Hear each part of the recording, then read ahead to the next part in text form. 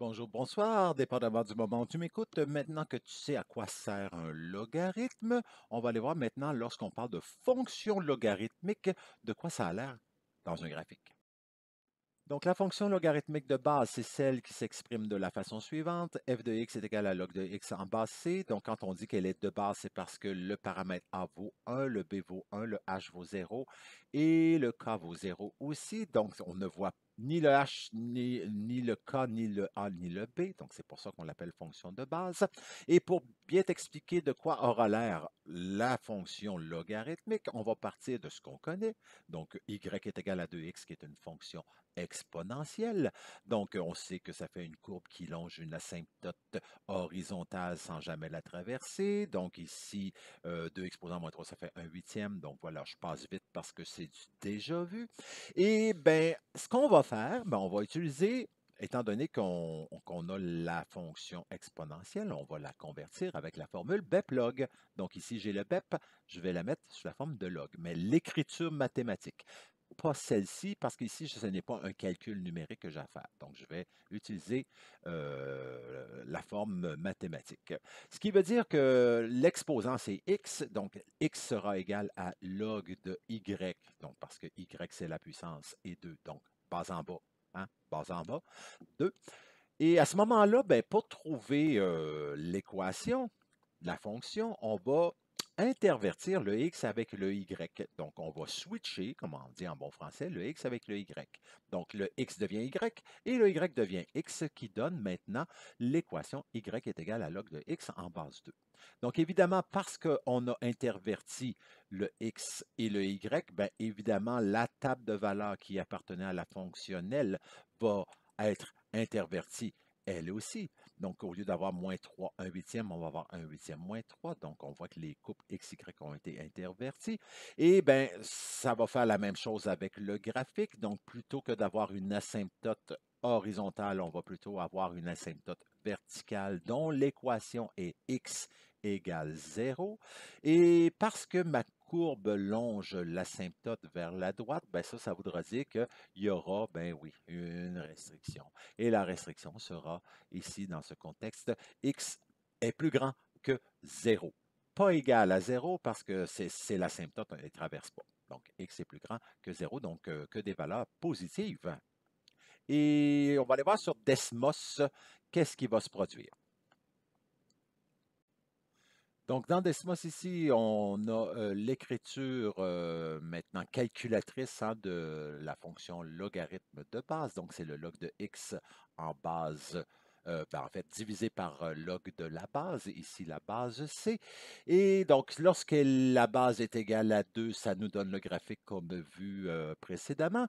Et qu'est-ce qui arrive si je modifie le paramètre c? En fait, si je modifie la base. Donc, si elle augmente la base, je m'aperçois que ça monte moins vite.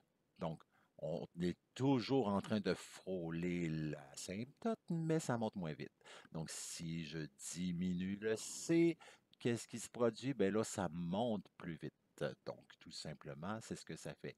Et si j'arrive donc dans les valeurs comprises entre 0 et 1, donc ce sont 0,9, 0,8, etc., ben, on marque plutôt la parabole, pas la parabole, mais courbe, euh, la courbe de la fonction logarithmique, elle est décroissante à ce moment-là. Donc, lorsque la base est une valeur, donc comprise entre 0 et 1, donc c'est une courbe décroissante. Lorsqu'elle est plus grande que 1, c'est une courbe croissante. Et si j'allais dans les négatifs, bien, comme tu peux voir dans les négatifs, il ne se passe rien parce qu'on ne veut pas que la base soit négative tout simplement. Maintenant, on va trouver la fonction logarithmique. La règle à partir de, ben, ça va me prendre absolument, donc la règle de la fonction logarithmique, ça va me prendre nécessairement un point indice, donc un point xy. Donc, on sait qu'on va remplacer le x par un 25e et le y par moins 2 pour former une équation log. Il va nous rester à trouver le c. Et selon toi, comment on va faire pour trouver le c? Ben, ça, c'est un log. Ben, un log se transforme en BEP.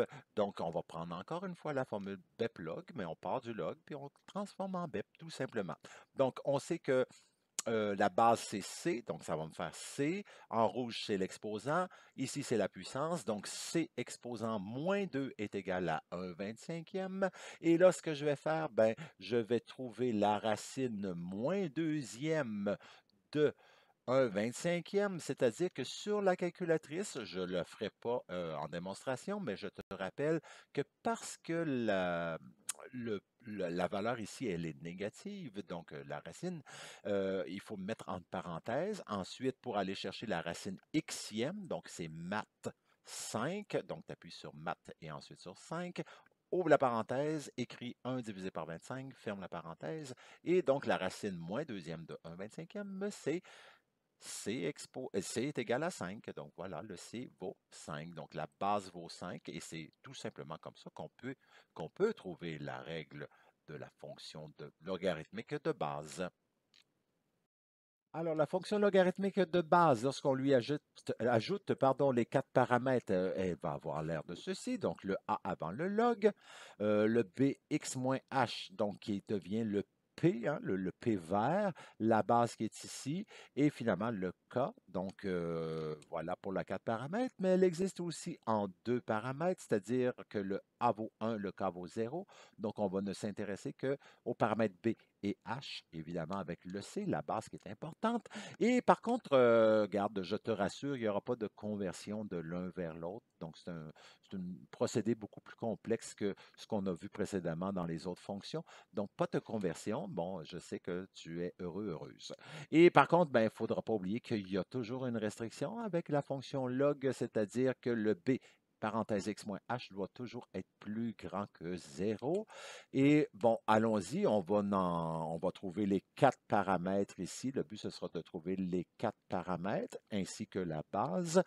Et donc, il ne faut pas oublier que parce que j'ai le log qui n'a pas de base, en fait, il y en a une, c'est la base 10, donc c'est important à retenir. Et que, bon, je connais le A, je connais le K, le B, mais le H ne te laisse pas prendre au piège. Il faut absolument que le B soit en évidence. Donc, ce qui fait que c'est moins 2 log base 10, hein, à cause de ça. Et le 4 en évidence, donc ça fait 4 parenthèses x plus 2. Et maintenant, ben, je sais que le h vaut moins 2. Donc, mais avant de trouver les quatre paramètres, on n'oublie pas qu'il y a une restriction. Donc, on va chercher le bx moins h, et donc qui est plus grand que 0. On va d'abord diviser par 4, pas besoin de distribuer. Là. Va pas là, tu te rallonges pour rien. Donc, tu divises par 4. Tu divises par 4, ça veut dire qu'il va me rester x plus 2 plus grand que 0, parce que 0 divisé par 4, ça fait 0. Et finalement, ben, moins 2, moins 2. Donc, ça fait x est plus grand que moins 2. Un autre exemple, non, pas tout de suite l'exemple. Donc, ici, j'identifie les paramètres. Donc, paramètre A, moins 2. Paramètre B, 4. Paramètre H, moins 2. Le paramètre K, moins 1. Et finalement, la base qui est 10 parce que le log de P qui n'a pas de base, en fait, la base est de 10. Dans cet exemple-ci, donc à deux paramètres, on va identifier le paramètre A et pas le paramètre A, mais le B et le H. On va mettre le B en évidence pour voir apparaître le H. Il y avait juste ça à faire. On pose la restriction, mais ici, il faut vraiment faire attention. Comment ça se fait que je me retrouve un plus grand puis ensuite un plus petit? C'est que le B est négatif. Donc, en divisant par moins 6, ça change le signe d'inégalité. Donc, je divise par moins 6, ça change le signe d'inégalité. Évidemment, 0 divisé par moins 6, ça fait 0. Donc, ensuite, je fais plus 5, plus 5. Donc, tout simplement, ici, il fallait inverser le signe d'inégalité parce que division par un négatif. Donc, à ce moment-là, ben, le paramètre B, c'est moins 6. Le paramètre H, c'est 5. Hein, signe contraire, on s'en souvient. Et finalement, ben, la base, c'est 2. Et maintenant, c'est le temps de tracer un graphique. Donc, à partir de la fonction 4 paramètres, sachant qu'il y aura une restriction, et je pense que tu pourrais en arriver à conclure que finalement, la restriction, ben, ce sera l'équation de l'asymptote verticale.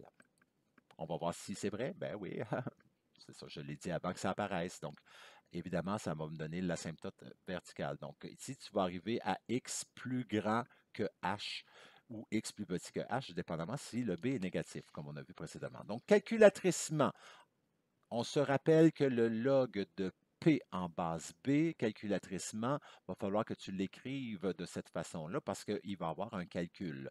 Donc, ça veut dire que dans ta calculatrice, après le Y égale, bon, tu vas écrire le A.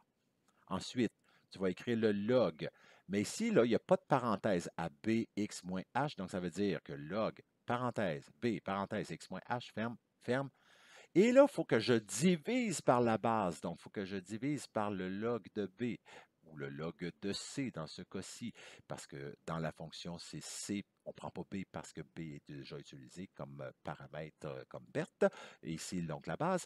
Et donc, à ce moment-là, on divise par C. Donc, c'est vraiment A log de BX moins H, entre parenthèses, divisé par log de C. Et ensuite, on termine par le K. Donc, si j'ai 3 log de 2, x plus 1 moins 4, calculatricement, avant, on va faire la restriction, divise par 2, divise par 2. Parce que le b est positif, on n'a pas besoin de changer le signe d'inégalité, donc ça veut dire que le x va être plus grand que moins 1. Et si j'avais à déterminer les paramètres, ça me donne tout ceci. Le a vaut 3, le b vaut 2, le h vaut moins 1, le k vaut moins 4. L'asymptote verticale, c'est x est égal à h. Donc, x est égal à moins 1. Tu vois, il y a un lien avec la restriction. Et évidemment, ici, ici, pour l'écrire calculatricement, en fait, c'est directement comme ça. C'est y. Celle-là, on n'a pas besoin de diviser par la base parce qu'automatiquement, c'est une base 10. Donc, on n'a pas à le faire. Le bouton log sur la calculatrice, c'est parce qu'il est déjà en base 10. Et après ça, ben, on fait la table de valeurs. Donc, avant, on va tracer notre asymptote. On nous dit que l'asymptote verticale, c'est x est égal à h, donc à moins 1. Donc, vis-à-vis x est égal à moins 1, je fais l'asymptote. Et bien, avec la calculatrice, après ça, là, la table de valeurs, je ne te le fais pas là parce que tu es rendu bon et bonne. Et bien, tu vas placer des points qui se placent pas pire, comme ça. Ben, tu vois que ça passe par là. Puis, on sait que, bon, ça va longer. Donc, c'est croissant. Puis en redescendant ici, ça va longer la courbe. Donc, tu as juste à faire tout simplement le relier en longeant tout d'abord l'asymptote pour aller rejoindre ensuite les coordonnées. Quant à la 2 paramètres pour faire le graphique, donc à ce moment-là, on se rappelle que c'est encore une fois, il y a une restriction, fonction logarithme automatiquement restriction. L'asymptote verticale, c'est x est égal à h. Calculatricement, bon, c'est le log de parenthèse, hein, le log parenthèse. Et on n'oublie pas qu'on devra diviser par le log C. Donc ça, il ne faut pas l'oublier. Donc là, ici, il n'y a pas de paramètre K, mais donc il faut quand même faire le log de la base. À moins que le log soit base 10. Donc si le log c'est base 10, on n'a pas besoin de le mettre. Encore une fois, y égale log de parenthèse moins x plus 1 en base 2. On peut l'écrire tel quel, mais on peut aussi mettre le b en évidence. Le b, c'est moins 1. Donc, entre le moins et le x, c'est moins 1. On sort moins 1 et ça va me faire x moins 1. Je peux poser la façon calculatrice de l'écrire sur y égale. Donc, ça va être log de parenthèse moins x moins 1 divisé par le log de 2 parce que base 2. Je fais la restriction, je prends mon bx moins h, mais parce que le b est négatif, le signe d'inégalité va changer de côté. Donc, je divise par moins 1, divise par moins 1, ça me donne encore 0. Après ça, ben, je fais plus 1 pour isoler le x. Donc, c'est pourquoi on a x plus petit que 1. Et ben, je peux tracer déjà l'asymptote, sachant que le paramètre b, c'est moins 1 et que le paramètre h, c'est 1. Et à ce moment-là, la base ici qui vaut 2. Donc, on place l'asymptote vis-à-vis x égale 1. On prend la table de valeurs sur notre calculatrice et là, on s'aperçoit que les coordonnées sont à gauche parce que le b est négatif. Donc, encore une fois, comme l'autre exemple précédent, on place des points, on prend les plus beaux. Hein. On en met proche de l'asymptote, puis après ça, ben, ils vont s'éloigner naturellement. Donc, juste pour faire la courbe qui est ici, on s'arrange pour l'avoir proche des asymptotes, puis après ça, ben, on longe et on. Bon, ça a été coupé, là, le son, mais dans le fond, on trace la courbe tout simplement. Fait que là, ben, c'est fini. Tigidou, bon travail, viens me voir, dérange-moi, pose-moi des questions, c'est important pour mieux comprendre. Tigidou, right, bye bye.